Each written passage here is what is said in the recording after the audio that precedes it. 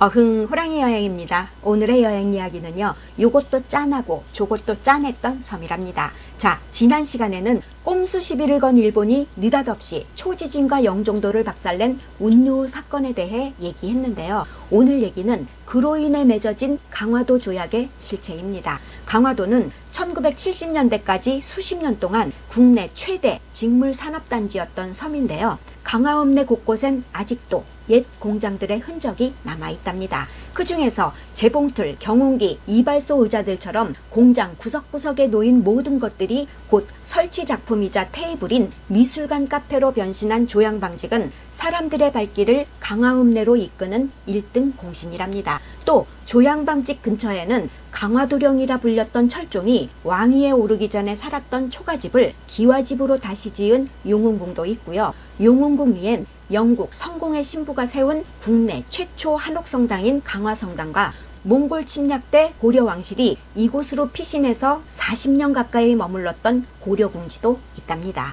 때문에 강화읍내는 요모조모 구경하며 걷는 도보 여행지로 은근 인기 있는데요. 사실 자박자박 걷다 보면 가슴이 짠한 곳이기도 합니다.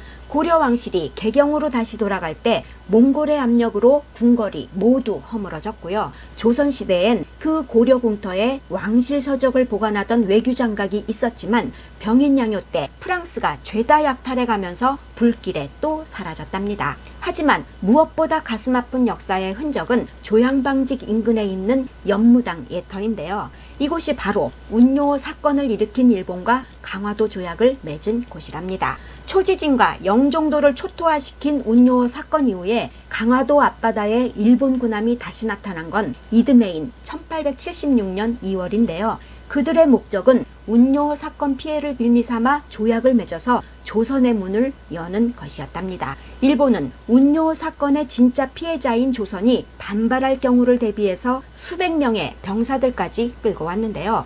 이미 1월 중순에 부산에 난입한 일본 군함들이 대포를 쏘면서 위력을 과시하고 군인들을 상륙시켜서 부산을 난장판으로 만들고 유유히 강화도로 향한 겁니다. 이때 일본의 만행을 막을 방도가 없던 동네 부사가 할 수 있는 건 강화도로 와서 접견하지 않으면 곧장 한양으로 쳐들어갈 거야 라는 일본의 협박 통보를 고종에게 빨리 전달하는 것뿐이었지만 일본 군함이 일주일 만에 강화도 턱 밑에 접근했을 때도 그 소식은 닿지 못했답니다.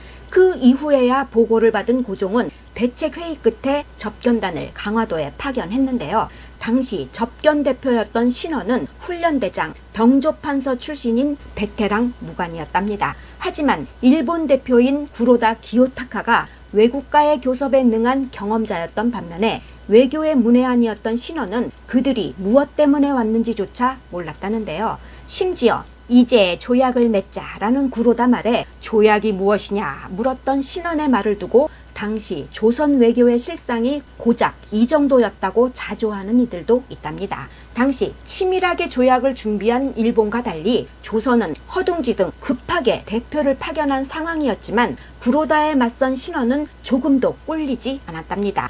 구로다가 그동안 우리가 보낸 서계를 왜 번번이 거부했냐 따져 묻자 그건 너희가 서계 격식을 지키지 않아서 그런 거잖아 라며 되받아쳤고요. 작년에 우리 배에 포격했는데 그게 이웃나라를 대하는 태도냐 라는 구로다 말에 정체불명의 배가 정지명령을 무시하고 불쑥 들어오면 경고포를 쏘는 게 당연한 거 아니냐라고 한 신원은 영종진을 불태우고 약탈까지 한 것이야말로 이웃나라 태도가 아니다 라며 맞받아쳤답니다. 그럼에도 당시 발포한 조선 병사들을 처벌하라는 구로다의 요구에 신원이 그렇겐 못하겠다 단호하게 거절했는데요. 그러다 보니 심기가 불편해진 구로다가 준비된 다과를 굳이 안 먹겠다고 하자 이미 준비한 거니 좀 드시는 게 예의죠 라는 신원의 은근한 강요로 음식을 오물오물 씹으면서 회담을 끝냈답니다. 그런데 이튿날 구로다가 서계 거부 문제를 또다시 거론하자 신원이 이미 끝난 얘기라고 했음에도 구로다뿐만 아니라 당시 서계를 들고 왔었던 모리야마까지 합세해서 집요하게 물고 늘어졌답니다. 이에 신원이 조정에 알리긴 하겠다라고 하니까 구로다가 이때다 싶어서 13개 조항이 담긴 문서를 내밀면서 조정에 올려 조약을 맺자라고 한 건데요. 그때 조약이 무엇이냐라는 신원의 말이 나온 겁니다. 당시 조약은 일본이 근대화 과정에서 영어 단어를 번역해서 만든 조선에선 생소한 용어였으니 물어보는 게 당연한 것이지 그것도 몰랐냐 비난할 건 아니라고 봅니다. 어찌됐건 200여 년 동안 부산 외관에서만 행해오던 통상을 허물고 새로운 조약을 맺어 대대적으로 하자는 일본의 요구에 신원은 이런 중대사를 내 맘대로 할 수 없으니 조정에 보고하겠다라고 했는데요. 그렇게 꼬박꼬박 보고하겠다라는 말만 하니까 구로다가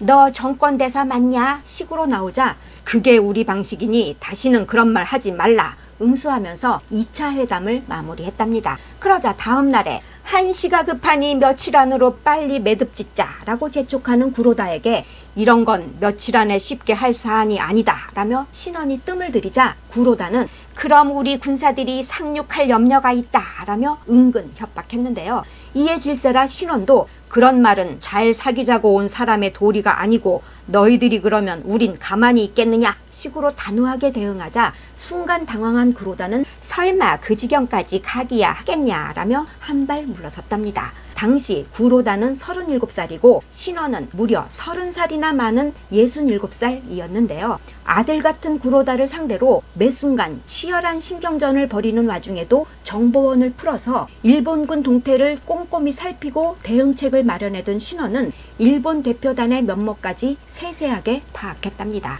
신원은 구로다를 외유 내강형으로 평했지만 나름 조선 전문가랍시고 협상 대표들 대화에 톡톡 끼어들어서 얄밉게 초를 치던 모리야마 시게루에 대해서는 갈등을 빚는 교활한 자라고 혹평했는데요. 이 같은 내용은 신원이 접견 대표로 임명된 후부터 강화도 조약을 맺기까지 협상 과정을 생생하게 담은 기록인 심행일기에 고스란히 담겨 있답니다. 결국 순순히 돌아갈 것 같지 않은 일본의 태도에 조선 정부는 어쩔 수 없이 백성들에게 편리하고 나라에 이익이 있다면 이라는 명분으로 통상을 허락하며 맺은 게 강화도 조약입니다. 신원과 구로다가 체결한 이 조약의 공식 명칭은 조일수호 조규이지만 병자년에 조인되어 병자수호 조규라고도 하고요. 강화도에서 맺어서 강화도 조약이라고 하는 겁니다. 신원이 마지막 순간까지 당당하게 응하며 입안이 바짝바짝 타도록 밀고 당기며 조선에 유리하도록 노력했지만 얻은 것보다 잃은 것이 훨씬 많은 불평등한 조약이랍니다. 그렇게 한 달 가까이 이어진 협상 끝에 1876년 2월 27일에 체결된 강화도 조약의 기본 줄기는 12개 조항인데요. 당시 조선은 일본이 가져온 13개 조항 중에서 최혜국 대우 조항을 삭제했고 일본이 써온 문구 중에 일본 황제와 조선 왕의 호칭을 같은 호칭으로 바꿨을 뿐이랍니다. 최혜국 대우란 가장 좋은 대우를 받는 나라와 동등한 대우를 적용한다는 의미인데요. 이 조항을 삭제한 건 당시 일본 말고 조약을 맺은 나라가 없었기 때문입니다. 그러니 강화도 조약은 조선이 외국과 맺은 최초의 근대적 조약이라지만 당시 국제법인 만국공법에 어두웠던 조선은 일본이 교묘한 문구로 깔아놓은 함정을 걸러내지 못한 채 이렇게 명분만 챙겼을 뿐이고 정작 중요한 이속은 일본이 죄다 챙긴 겁니다.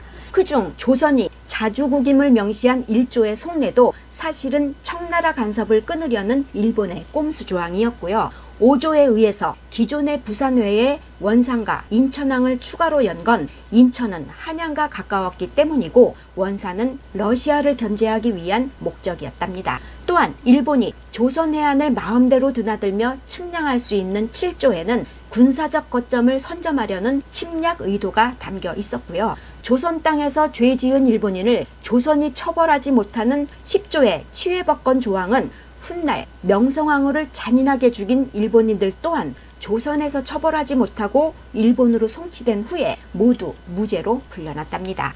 또한 강화도 조약과 연결된 부속 조약을 통해서 조선에서 일본 돈이 사용됐고요. 무관세를 적용한 일본 상품이 쏟아져 들어온 반면에 우리 곡식은 무제한으로 유출되면서 일본인들은 특히 품질 좋은 쌀을 박박 긁어갔답니다. 그렇게 지극히 불평등한 조약을 시발점으로 조선을 날름날름 핥아먹던 일본이 결국 1910년에 완전히 집어삼킨 겁니다. 강화도 조약이 체결된 그 해에 백성들에겐 일본보다 더 원망스러운 게 하늘이었는데요. 당시 병자년 까마귀 빈 뒷간 들여다보듯 이라는 속담까지 생겨났을 만큼 끔찍한 대가뭄으로 인해서 농민들 애간장을 태웠기 때문이랍니다. 그러니 1876년 병자년은 이래저래 씁쓸하고 아픈 해였답니다. 오늘 얘기 끝. 구독, 좋아요, 호랑이가 부탁해요.